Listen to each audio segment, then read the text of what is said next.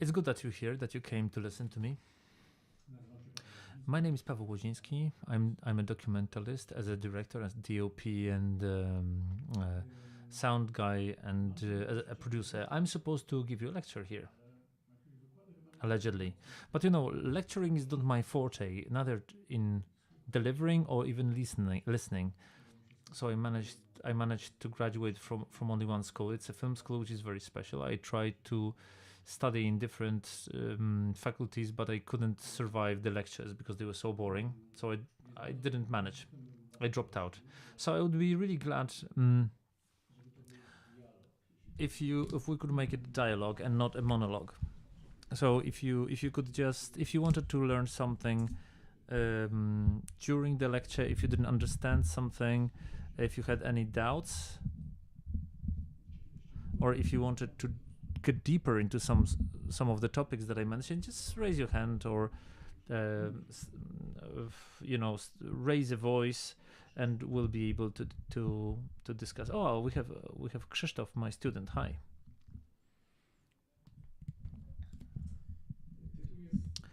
The title is How to Find a Protagonist and How to Direct a Documentary.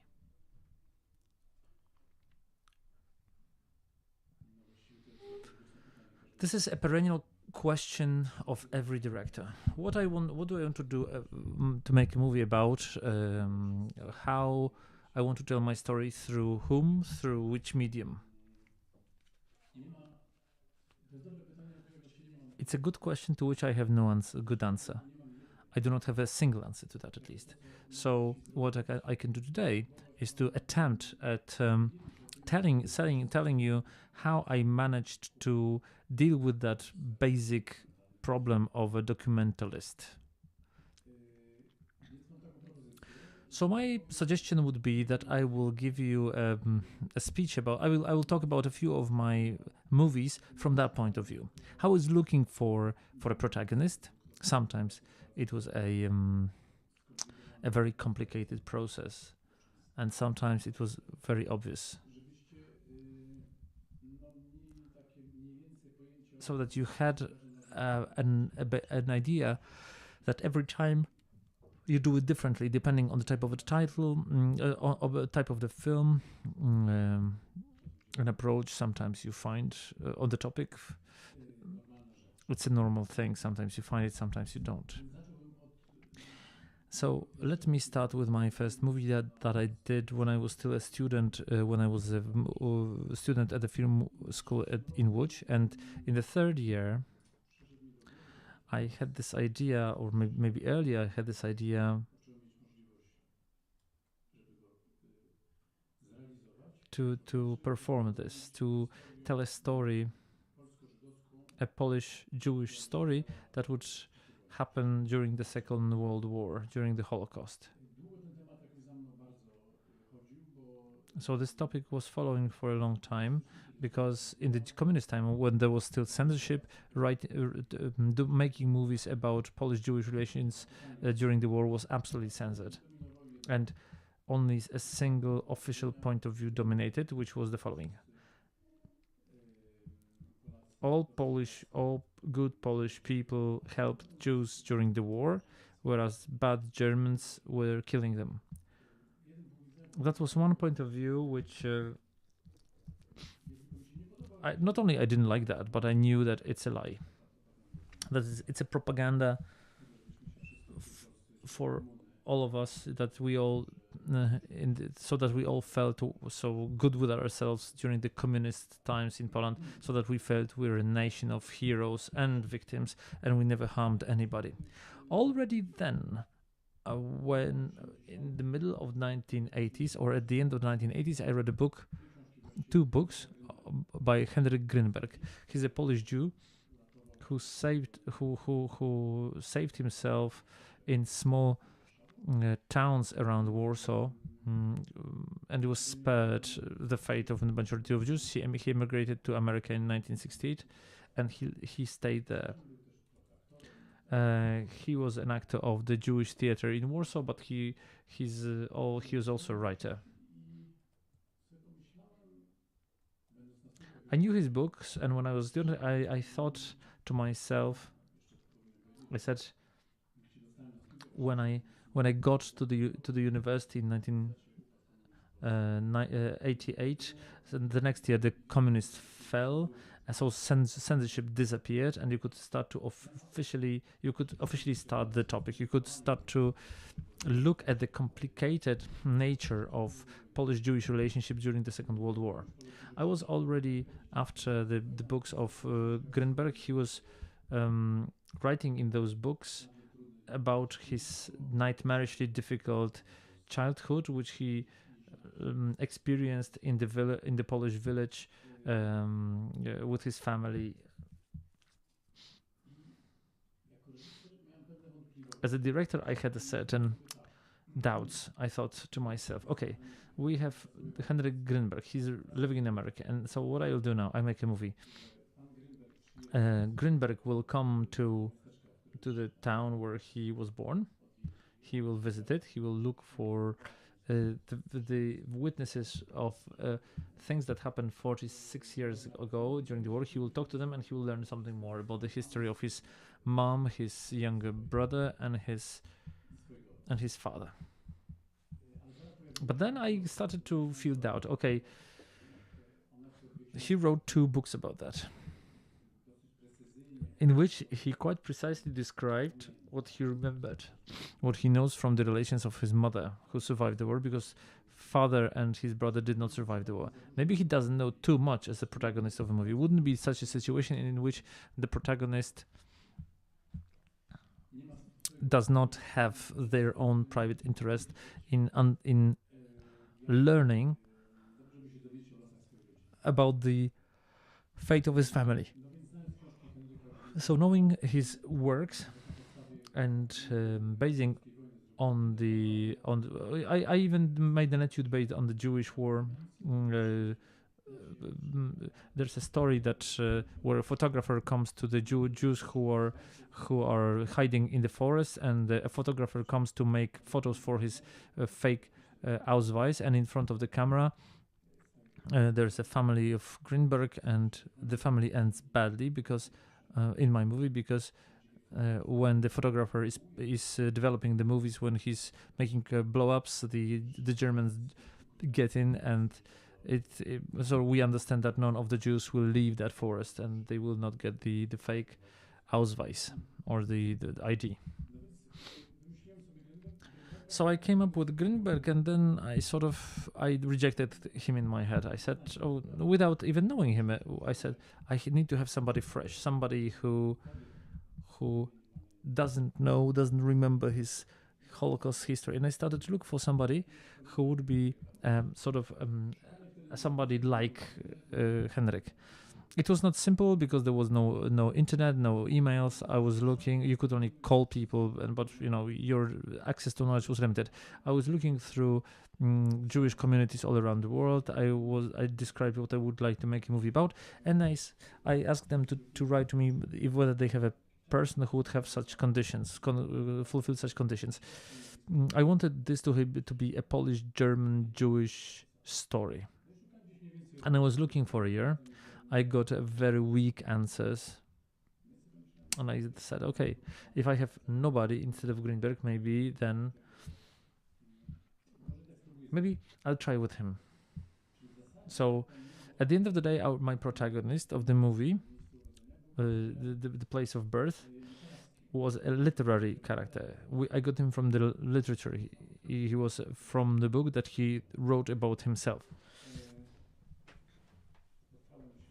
So I met Grünberg. It was 1991, I think, in Paris. He was in Europe. He came from the United States. I presented to him my idea.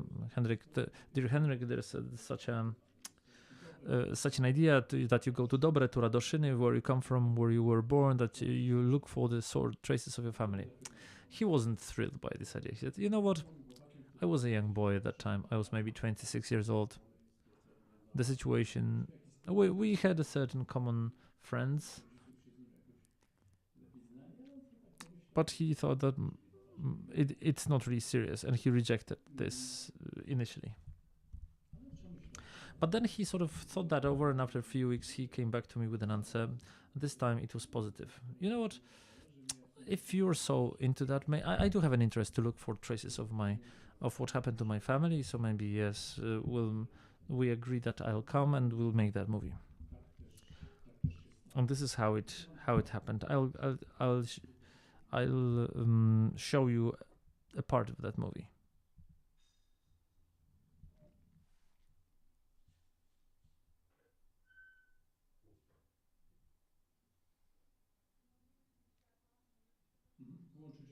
Can you turn down the lights, please?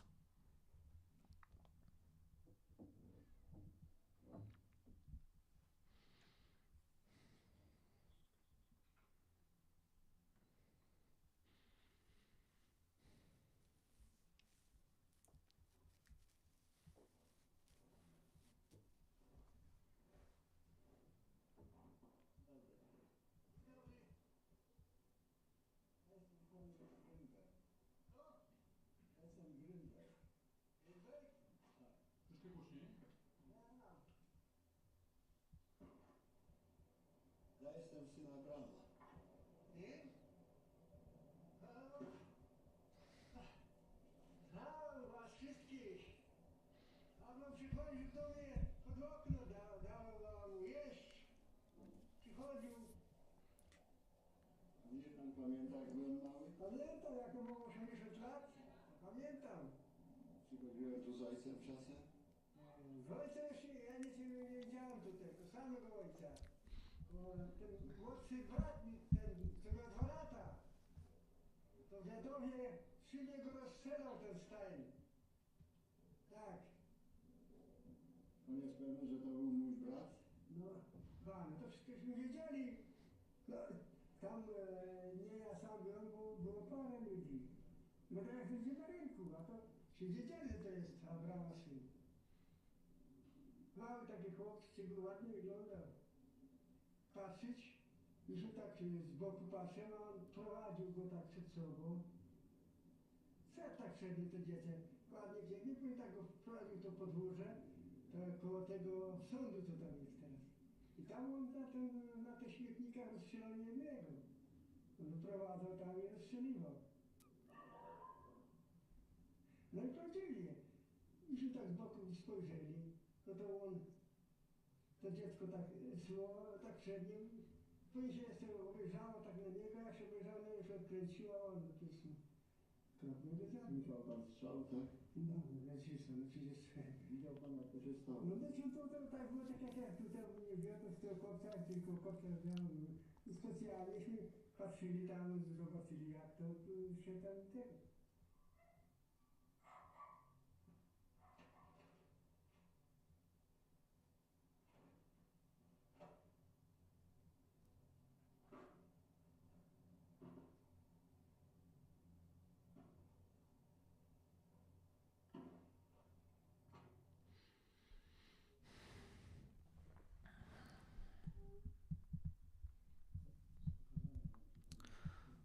So I showed you one scene from my movie, a very dramatic scene in which the protagonist learns how his younger brother was killed.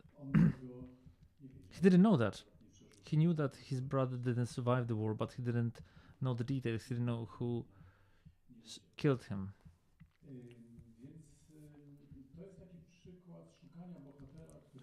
It's an example for looking for a protagonist who was within the hand's reach. I was looking for a very long time who would be substitute, would be his equally good version, and I think I was very lucky, and something good directed me, because I didn't find such a protagonist. Only now I could see that. I was a very young director at that time. This was my first movie, documentary movie, a first serious one.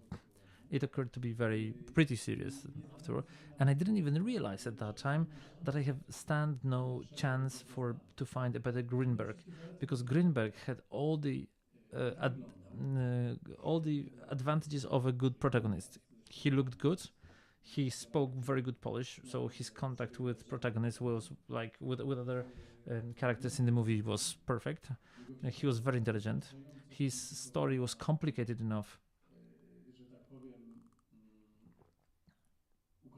and showed all the perspective of what happened to Jews during the war, because his mother survived, his brother was killed by the Jews, but by the Germans, sorry, and the father was killed by neighbors for 2 or 3 cows, his cows, Abram's cows, whom they held for him during the war. So it was like an ideal, fantastic story. And I had no chance to find a better protagonist, and all my doubts were just in vain. But this is the path that you sometimes have to go through. That nothing is so easy from the very outset. My fear is that he knows too much, and that he will be bored following the story of his family, and that he will be non-authentic in his emotions, and that he will be not interested. They just disappeared immediately, because when I met him after the meeting in Paris, and then after the next meeting that when we had this discussion, when he said he agrees to the movie, he gave me a few contacts to the people he remembered from that time, like the hairdresser from Brzeźno, and going from one contact to another, doing the investigation, starting from the initial contacts he gave me, I started to get new, additional important information, learning about new facts. After several days of such a documentation, the car was going to Dobre, outside of Warsaw, and I was looking for the traces of the Grünberg family. After a few days of this documentation, which took me about a month, I knew that I have information that he doesn't know of, and I knew that I can't give him this information. He has to come. He has to come and dig out this information himself. I will just tell him that in this place, in this situation with this protagonist, he can talk about the mother and hear about the brother, etc. But I was holding everything in secret. I didn't want to tell him too much, because I really wanted this authenticity, and it actually worked very well. Here we're going towards more of a research and documentation. This is not the topic of our lecture, but let me say a few words about this. This was a 16mm tape project, which is still very, very expensive. So we didn't have much of it, so I had to know very, very well who Grünberg will be talking about, but also what he will be talking about. So I made the documentation myself first, with a hidden microphone, with a microphone in my, with a tape recorder in my pocket, not to use it in the movie, but not to take notes during the meetings with people. I was asking about Grünberg's family. It was like a feature movie. Nobody believed me, but everybody remembered. That was the only Jewish family in the area, and everybody knew that there was something very difficult and scary that happened, that the Polish neighbor killed the Jewish neighbor. It was a collective mystery during the war, because then nobody went to the police, and everybody kept their mouth shut and lived with this trauma of a witness. So what really throws off people when they speak to you is when you take notes. So I knew that my memory is not the best, so it's best to have some sort of a support. So if I took off the piece of paper and I started to write, they said, okay, he's a journalist, he might be dangerous, I will not give him any information. And now face to face, without any inscription, I got much more from people. And without a detailed research with that movie, I would not make it, because I found all the protagonists that are here in the movies, but also bonuses and also gifts from God, which were the witnesses, which, like, people knew that we were starting to make that movie. They just came to us. Even during the exhumation, there's we find the body of Abraham Grünberg. There was somebody who said, who came to say and who said who killed and in which way. Today, I will be making this movie in a different way, probably. Today you have no limits. You can shoot and shoot and shoot. how much you want.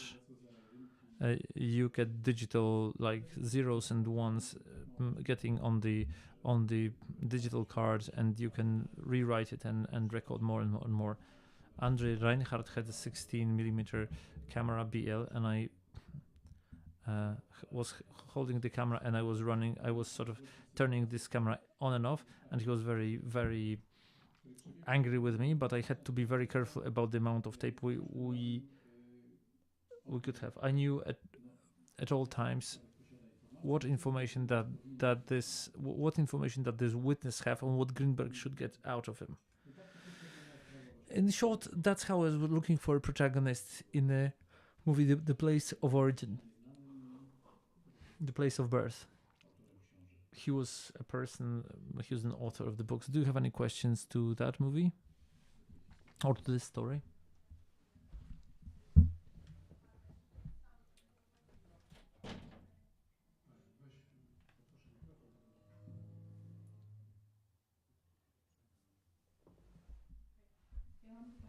I have a question. Did you have a freedom to formulate questions, or did you direct him or guide him what he should ask about? Did you help him with guiding this discussion here? We could see him asking the questions himself here. Both. There were situations in which I was always very close to the protagonist and I was guarding him. Sometimes I held him by the head or by the leg to be under the shot. I held him to ask a good question, but he was a natural talent. So that's another thing why he was the best protagonist for this movie. He knew what to ask. He knew how to ask. Moreover, he also understood their speech, their Mazowiecki dialect. It's a very specific dialect. Another point for him. Another person would not manage to do that.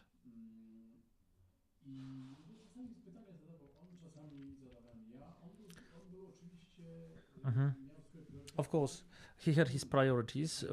Some of them were common with mine, but I knew that I'm interested only in his family. His brother, his mom, his dad, and grandpas from both sides, and uncles and aunts maybe. We didn't talk too much about this in the movie because I focused. I shortened it all a bit. I focused on the main on the family.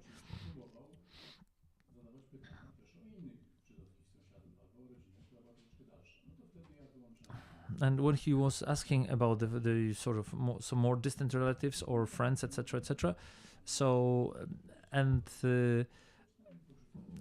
then I turned off the camera, and sometimes I helped him with a question. I said, Henrik, maybe you would like to ask about this and that.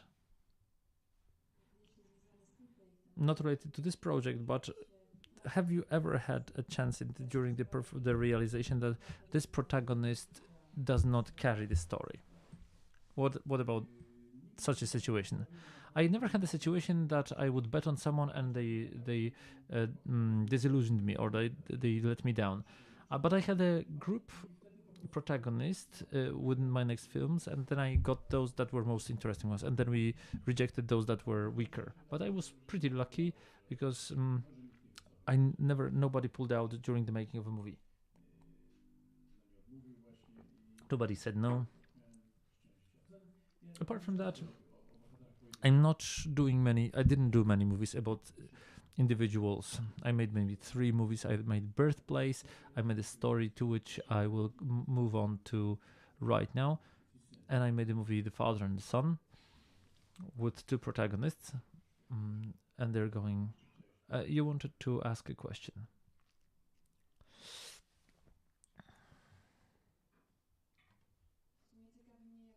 I'm interested how you perform the first discussion with a protagonist with whom you want to make a documentary. So, for example, you're asking, for example, about the place of birth. Yes, I'll tell you about this. It was a special situation, because I never did such a detailed documentation before the film. I knocked on the door. I said, "Hi, I'm a guy. I'm Paweł Łoziński from Łódź Film School. I'm talking film about the Greenberg family. Maybe you remember something. Okay, please enter. Coffee, tea, cake, cookies, and let's talk." they had a good memories of those occupation time memories, but I think they were embedded strongly in them. When I was coming back home from with documentation, I was listening to it. I was writing down what the witness remembers, how to get to them.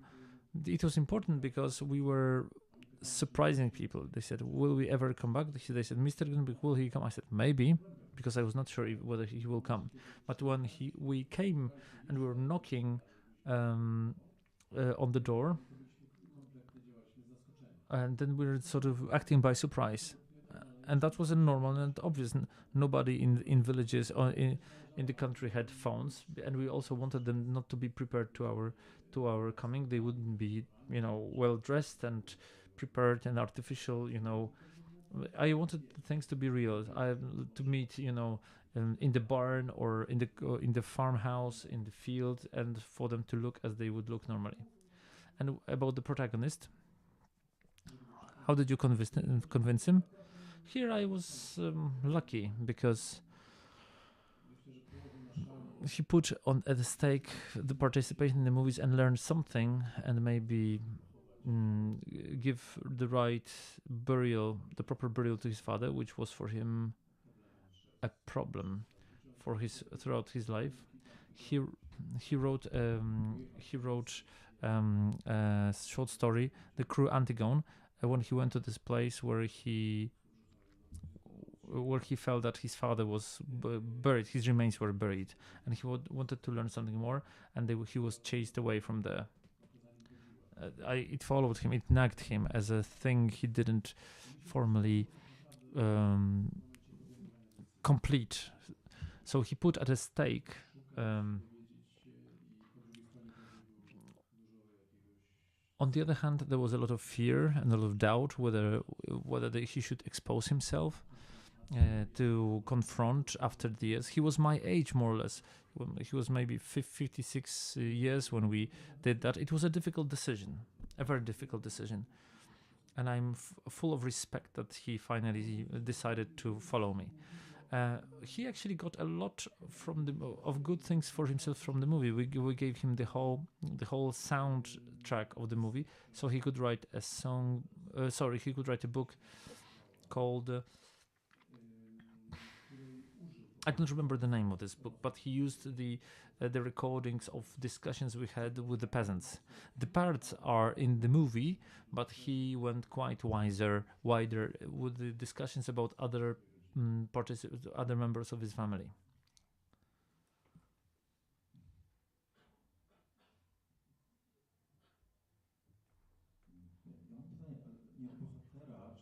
I'm not talking about the protagonist or how to look for protagonists. I'm not talking about also research, but also more about motivation or the topic of this movie, or generally the motivation of a documentalist or film author.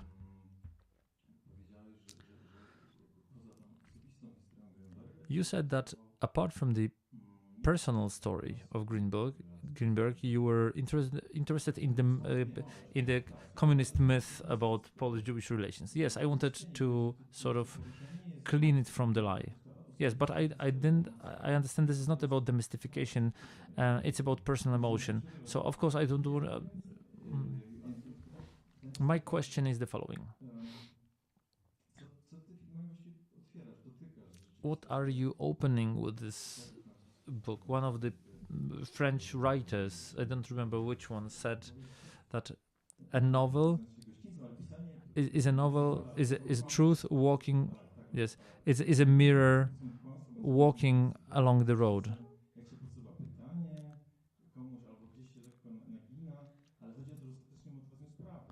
Your final motivation is to get the gist of the truth, but what this truth is, because if you're directing yourself to a certain aspect of the reality for it to show, and the protagonist is a medium, the whole story is a medium, how do you focus? Is it emotion or certain uncovering of some truth? What did you get? How does this truth look like? Here I had a very simple motivation. I wanted to tell this story, and this story is a thriller. It's a crime story. It's a story about a guy whose family was murdered, and he comes back to understand who did it. So it's a whodunit story, and this story was to precisely lead him through this whole investigation that unfolds before our very eyes. My goal was to remove the falseness in Polish-Jewish relations during the war, but I wanted to make it in a way that will draw in the viewer and will show it in an emotional way. Another thing is that this Poland in the beginning of 1990s was not ready for such confrontation. This movie didn't get any award in Krakow Festival because jury said that it's too good. It's impossible that we could have found this body. There's a scene where we find a milk bottle which Henrik remembers that his father could milk a cow directly to this bottle, and we got this bottle totally intact. It was a miracle, but the jury didn't want to believe in the miracle, just like they didn't want to believe in the. Long story short, in the Polish complicity in Holocaust, before the Gross, before Agnieszka Arnold's film about Jedwabne, that was the first movie that said about the Polish complicity in Holocaust. Apart from I don't want to get into the topic of the truth. It's a separate. I was asking, just this bottle or this body. What I want to ask you about is this kind of relation with the reality. You get into this relation, and the reality reveals something in front of you. It's a strange, intimate combination of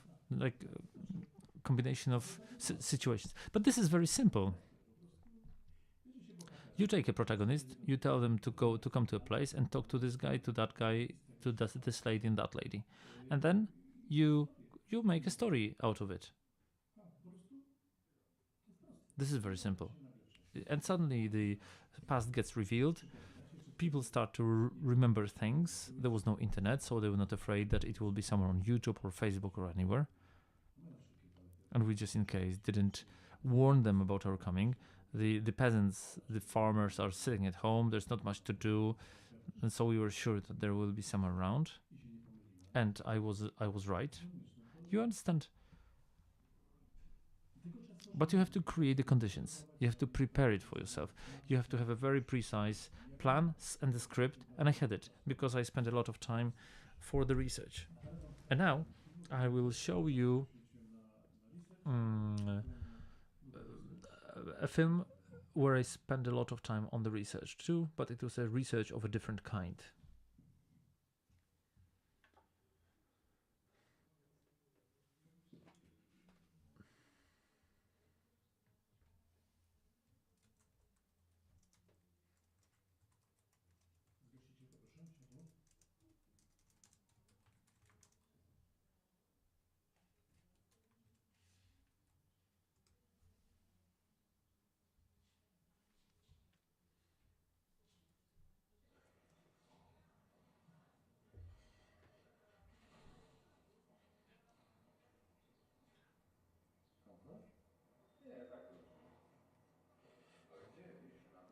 No a nie chcesz? A no to dobrze. Wiesz co, dobry pomysł, jeśli to a zrobisz takie kółko? No dlaczego mam nie zrobić? No musisz coś do mnie mówić cały czas. Ale gdzieś ich mogę zrobić? No. A ja już będę wtedy śpiewał, kochaj mnie, kochaj mnie. No. Pada sobie deszczyk, pada sobie równo, a nie wiem, czy mnie słyszysz, czy nie. No. No to już dobrze. Świeże powietrze, elegancko, kwiatki kwitną. Zaczyna się wiosna. Lataj trochę sobie. Co, barszy majski wygląda na ciebie, tak? Widzisz. Tak sobie nie mamy co robić, to się bawimy. A babcia też należy do tego. Chyba nie, ja nie wiem, bo już mi tu powinna pochodzić do tej pory. Tyle od czasu chodzi, a tam nie wiem. Do dziewczyny, do dziewczyny. Będą chrzcili, będzie okazja. No.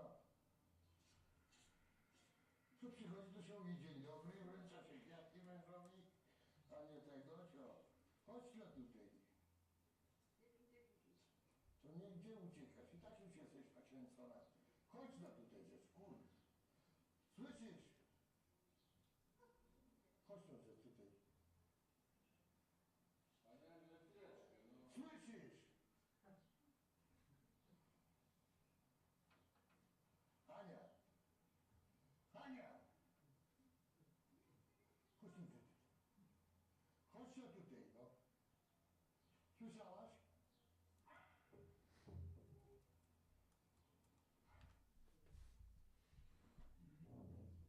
Pierwsza scena filmu pod tytułem Taka historia. Bohater It's the first shots of the movie, the soul story, just soul story. This guy, when I moved into that tenement house, he was living in this place. He was not working anymore. He had a very small apartment in the same house. No i tam sobie jeszcze bytował. And he was living there. He was living there slightly illegally, but the community didn't mind. I moved to that place. It was 1996, I think. And I met Wiesio, the protagonist, immediately on the first days. We were moving house. The colleagues were helping us. We had a flat on the 4th floor. And after a few days, everything worked well. But we missed a big flower that I had, my favorite ficus plant. Somebody stole it.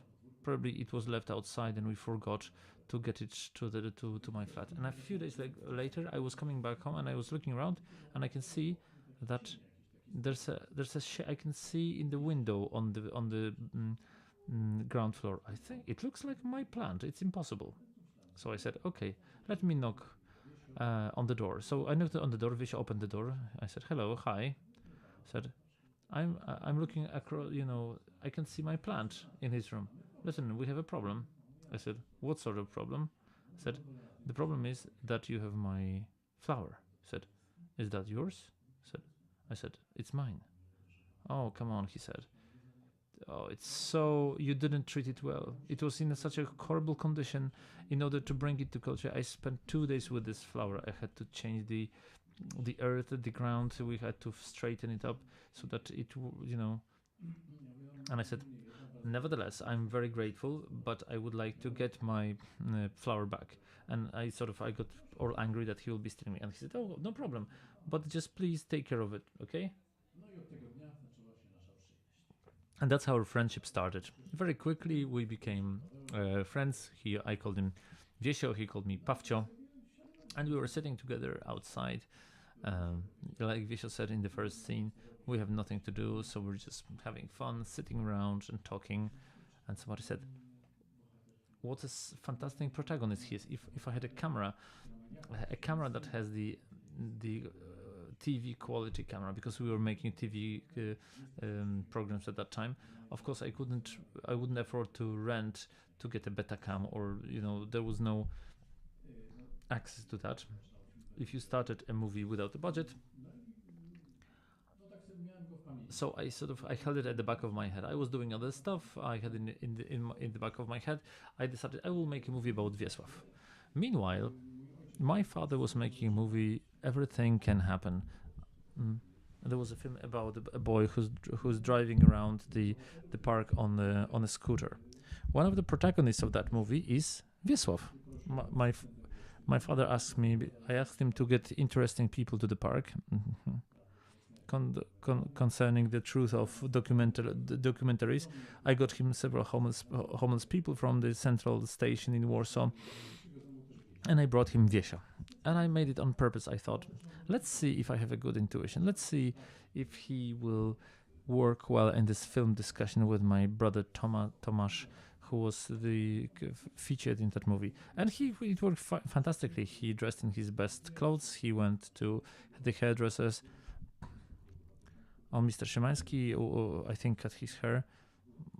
He had a cane, and he had a beautiful conversation with Tomasz about life. He was talking very seriously with this boy. It's a beautiful scene. I said, "Wow, this is my protagonist." But now I need to have a camera in order to do that without a crew, because I knew that I won't be able to do that on a tape and with a crew, because it's observational movie, so I have to follow him. It's like a diary of his life. I have to shoot it. You can't do it on tape. On the film, it would have to be a very precise script. Here we wouldn't be able to do it. At that time, there were first digital cameras of the emission quality. The TV was accepting the recordings. They were the DV. And in 1998, I think I went to Berlin. I bought a Sony camera. 9,000 zlotys. 9,000. It was model 9,000. Big DV cassettes. It was very rare. And I bought this camera and I started to shoot, to film Wiesław. And what I showed you was the first scene of the movie, and at the same time the first scene I made with him at all. I was not very confident yet. I gave him a microphone so I could hear the voice, and we were sort of testing out whether I didn't want, it was raining. I didn't want to wet my camera. I was standing in the, I was standing in the gateway, and then he spoke to his neighbor. Then he wanted his sweetheart, who also lived there. He wanted her to play, but she didn't want to play in the movie. He got angry. But I like the scene a lot. It tells us a story about this protagonist, that he can be so nice, he can sing a song, but a moment later he can be angry and he can shout at his sweetheart, and things can get a bit unpleasant. So that's why with the editor we decided it's a great starting point for our movie, because it plays this scene tells a story about introduces our protagonist. At that time it was a novel thing. It's not an observational movie, it's a movie in which a director films himself without a crew, and where he exposes himself as a voice of the camera, and he's one of the protagonists of the movie. There's only one shot in the beginning when I look at myself in a piece of a mirror next to the dump, but you can see me only. I'm discernible only through my voice. It was quite a novel thing, and what I wanted to achieve intimacy. I wanted to be with them one-on-one. I wanted to record what was happening between us in real life, like this very nice acquaintance. I was coming to him, I was talking to him, so I said, just take a camera and there will be a movie if we had a camera. But it has to be a camera that is operated by me. I knew that if we will have a normal crew, like the cameraman, the sound engineer, an assistant, and the gaffer, this guy will sort of get scared. One-on-one was true. It was authentic. If we had other witnesses, everything will get totally artificial, and we'll have a totally different movie. Do you have questions? If so, please use the microphone. I have a question about the consents, because your protagonist got angry slightly. You recorded a lady who evidently didn't want to be recorded, and my question is now, how did you manage to get the consent for this? I mean, the consent was given when I took this camera to my hand. They were absolutely thrilled that they're being filmed, except for Anya, who didn't really want, and that's why she's not intensively filmed. This film, well, he opened the door to his living place and to his heart. Whenever something interesting happened was happening to him, he was calling me and saying, "Let's go to the dumps." He was he would go to the dumps, he would collect, he would find things that were usable, and he would sell them in flea markets. I liked him because this is a guy who didn't give up. He was still fighting for his he wants to be someone, not a homeless person, a person who's an outcast from the society. He really sort of fought for his dignity. I like this. I had other problems with that. There was a scene.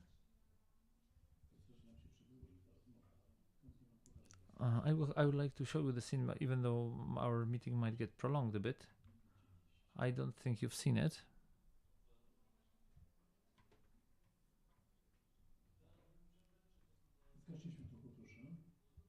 Please turn down the light.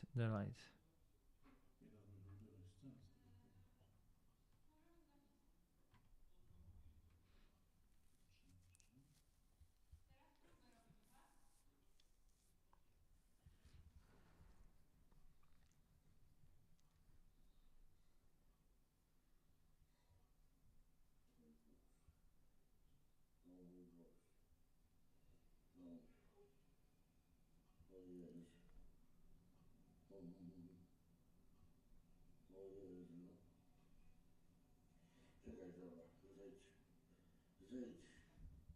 zejdź na ziemię. Zejdź na ziemię.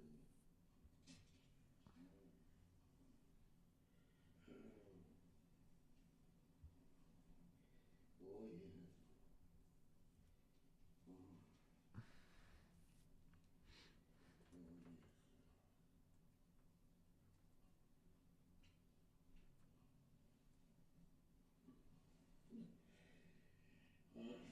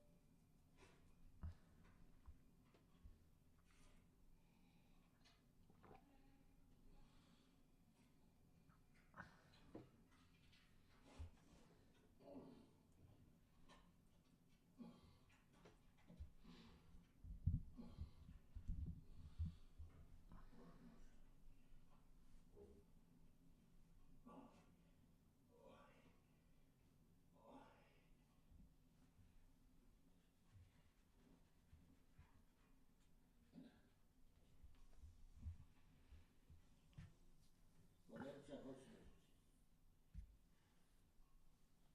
Dawaj.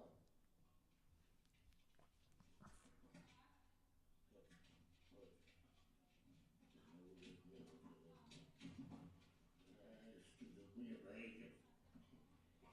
Powiedz rozpętlepszy. Ale nie chowaj się tam pod kołdrę. Tutaj się połóż, tak jak pierwszy raz. Babcia, daj tutaj głowę. Tu, tak. Nie kładź się kurwo na mnie, bo ja nie mam siły. No Jezu. Masz tej siły leżeć? Zimno ci? To cię zaraz rozgrzeje.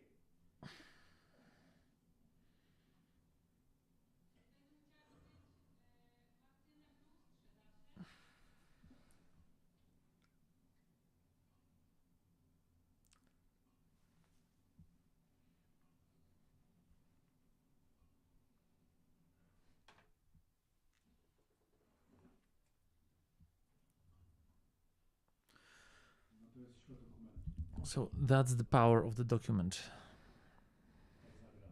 Tell me somebody who will play a hangover like this without having a real hangover.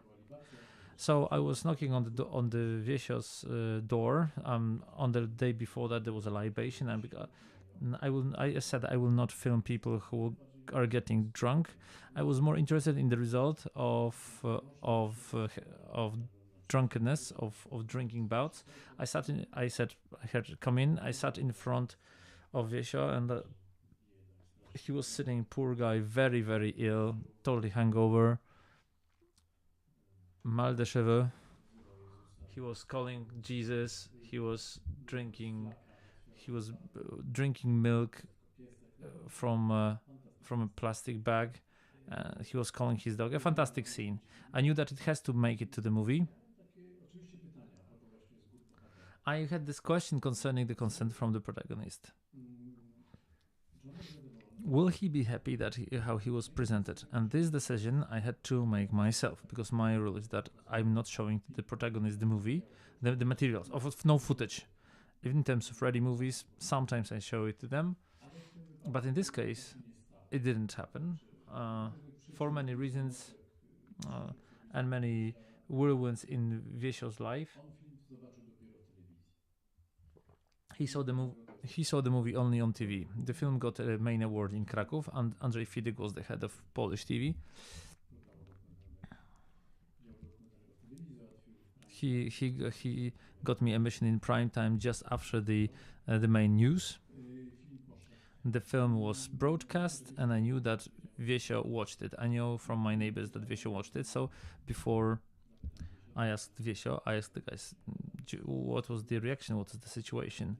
And they said, listen, Paweł, maybe you behave very calm, because on the next day, after the screening, after the emission on TV, Wiesio dressed the best as he could. He sat on the corner of the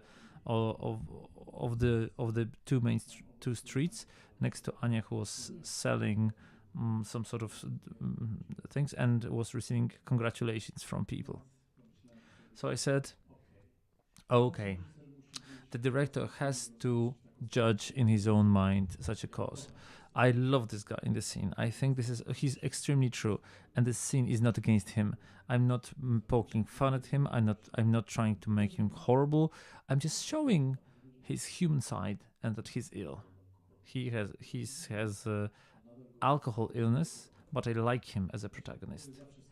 I always try to improve, sort of rectify or sort of improve my protagonists in the documentary, especially during the editing.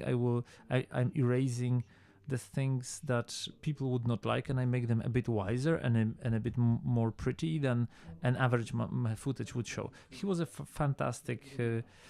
He was a fantastic protagonist. He was a great actor. I never had such a good protagonist later. Even my father was not such a good protagonist, because he knew everything from he felt the camera.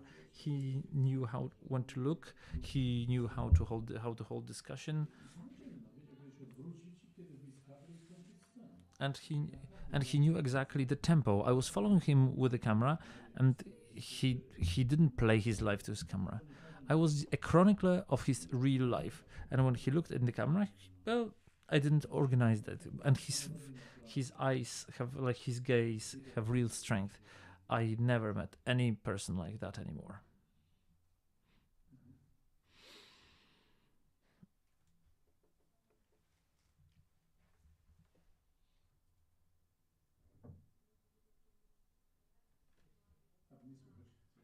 I can hear you.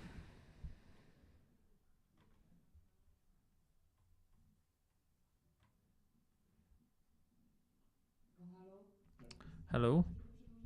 In order to prolong this meeting, I have this question, because you had a protagonist, you had a great protagonist. You can follow him for ages. And when did you make a decision? It's enough. This film was sort of, I calculated this for 1 year. There was Wiesio, his friend Mr.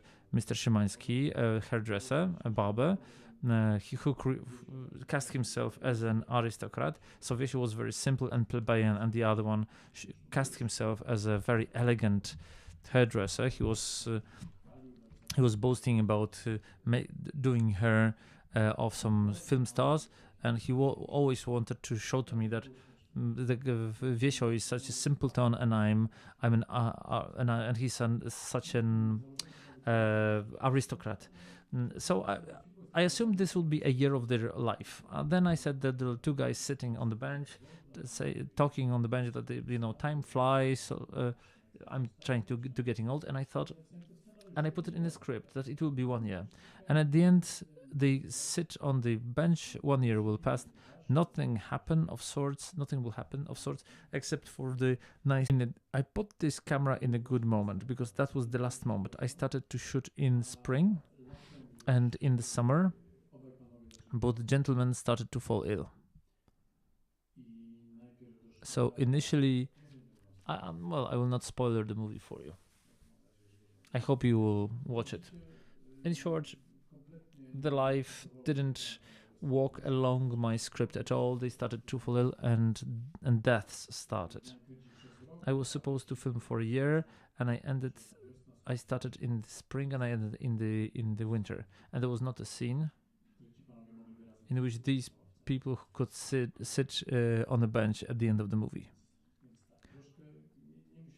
I was not thinking about that everybody would later say, oh, he's so lucky that they started to fall ill or something started to happen. No, this film would be equally interesting even though that I'm losing my protagonists at the end.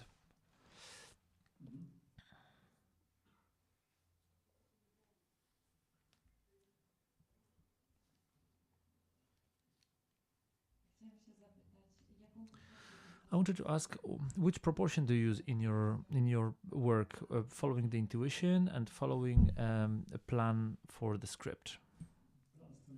The plan for the script only gives me a certainty. I like the most when I know how the film will start and I have the end of the movie. Then the certain rule for collecting the material. Then I know that I will fill this space between the beginning and the end. And when I know where I'm going, when I know what will be the ending of the movie, I feel safe. Script is for me a certain framework only, so that I know more or less which direction we go. Sometimes you have to record your thoughts about the movies just to communicate better with yourself on the matter. You also have to do it to collect money, because you have to add a script to all sorts of application for financing. But I follow my intuition the most, because I think that if something is interesting for me, if I'm experiencing something, if something touches me, if something makes me laugh or make me cry, if I have a palette of emotions, the viewer will also feel that. If I'm making a scene and if it's like lukewarm and it's uninteresting and I'm getting bored behind the camera, my intuition tells me that the viewer will be even more bored than me, that it doesn't work, that it should be sort of scrapped. I think intuition is absolutely key. Our intuition is best for shooting the scenes. As to the script, at which level of documentation do you start to create it? I mean, the documentary is not a typical version of a script, just like in a feature. At what stage does it start to formulate itself? The script. First, I'm doing a bit of test shots. It was a bit like that with balcony movie. I hope we'll get to that today. But before the night falls, that I will start to shoot first. I put up the camera and I can see if there is a resonance of reality that I expect or not. If not, that means that it's not a good path. I shouldn't force it. But if the reality starts to respond positively, that you can, for example, like in the balcony movie, that you can talk to people from 5 meters over the ground and they can start to tell stories, I know that this movie, I will be able to make this movie. I have the beginning, the guy gets out on the balcony, the end, maybe he gets down from his balcony. And meanwhile, you have to have a bit of an opportunity to you and the reality. So you have to spend some time there to catch as many protagonists as you can, so that everybody can give you the most intimate story. But the script, yes, of course, in order to know what's the point of departure, what is the point of arrival. For me, the script answers 3 questions Karabash used to propose to him and his students. He was the one who raised a number of documentalists, like my father, Kieślowski, and even I met him in the film school. He asked always 3 questions before you start the movie. What do you want to shoot? How do you want to shoot? And what is the goal? What will be the message of the movie? Why am I taking this camera into my hand? And the answer if you answer those 3 questions, you can know them before you even take the camera in your hand. But sometimes I don't know the answer of all the 3 questions, but I'm taking the camera into my hand. I'm testing out the world, whether it responds to my expectations, whether it's possible that from the level of first floor, or like enter the chemotherapy ward with my camera. First I shoot, then I write a script using the footage and the knowledge and experience I have, sometimes already using very concrete protagonists. So I'm not walking around blind. First I'm sort of testing the reality to find whether it will resonate.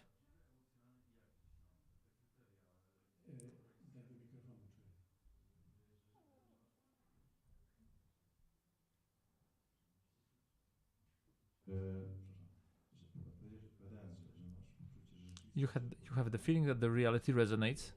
What are the criteria of resonance? How do you feel that whether it's real, emotional? Could you make give some definition, or what is the other criterion? I like this so I want you to elaborate. So, whether I'm getting what I want to get, whether in case of a balcony movie, do I get from people this story that move me, that play on my emotions, that are funny or sad or just touching, emotional? I can't define it otherwise. They're just interesting. This is undefinable. This is like intuition. You're talking to someone, you think, wow, he's a fantastic man. I would not come up with that. How he walks, how he talks. He told me that there is in the balcony movie, there's a guy who says that for many years he was living in the fog. I said, what is the fog? He says, alcohol. But I'm not drinking anymore. And what does this word look like now? He said, it tastes better. The sounds, the colors, I started to feel. And that happened a minute after he entered my frame, and we've never met before. So it's a miracle. On the other hand, it's a great human need to share what people feel, what sort of boils inside them with other people. If people didn't have such a need, maybe they were better better cured by therapists or better heard in their families. They wouldn't have a need to share those stories. But I think that even in case that you tick all those boxes, I think people would share their stories, because this is what being human is about, that you share with other people and that you talk with the help of a language, with the feelings. And thanks to that, I'm able to make movies. Were it not for that, I wouldn't be able to do that. And I'm trying to avoid that. Okay, I will play to you. If you could turn down the light, I will play for you a part of my film, The Chemistry.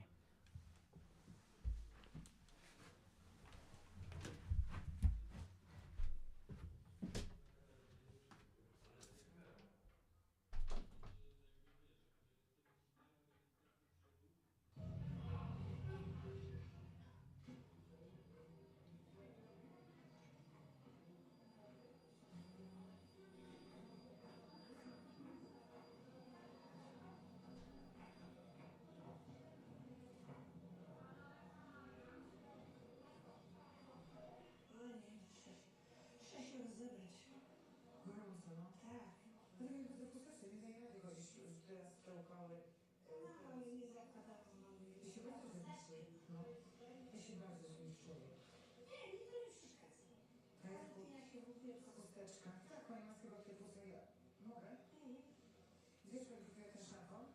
Tak, tak, tak. Bo to się już nie właściwie raz w miesiącu. To się kapitalnie układa. Też mam baleję. troszkę innym wydaniu. Kapitalnie, no.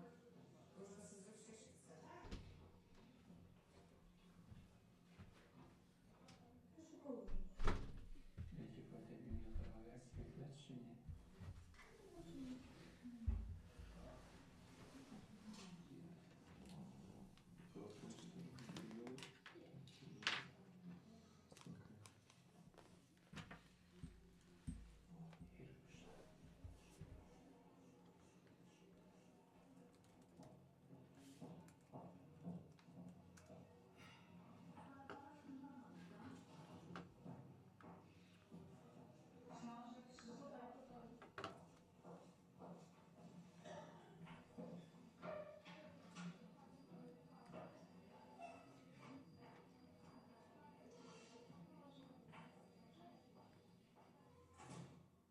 Czemu ja dzisiaj za karę dostałem taki paskudny ten przewód ciemny? To jest światło czuła. I to jest? Ten symes. Ten symes, ten F1. Tak, na Warwinkę. Na Warwinkę. F1 tam coś. FM1, tak? Nie. Nie? NWB. NWB, ojej. Prawie KGB.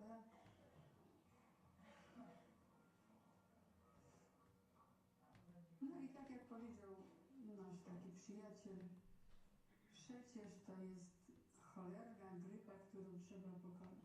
Tak jest. Tak jest. Jest grypa lżejsza, jest grypa mocniejsza. I całkiem mocno. I Byłoby to całkiem ciężko taką. Ojej, ale czasami załamuje się psychika już. Nie wolno. Gołota już tyle razy wpierdzić dostać, znowu będzie za parę dni walczy. No tak, ale on ma jakieś siły witalne, może inne. To my musimy mieć My takie, jesteśmy bardziej dojrzali już. my musimy mieć takie same siły.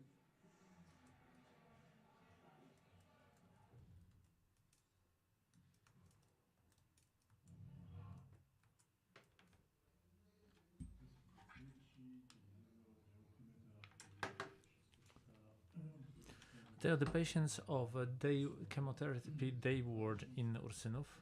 I think 2008 or 7. I got to that ward because my mother fell ill with cancer. I didn't know anything about cancer. I didn't know anything about what chemical treatment is.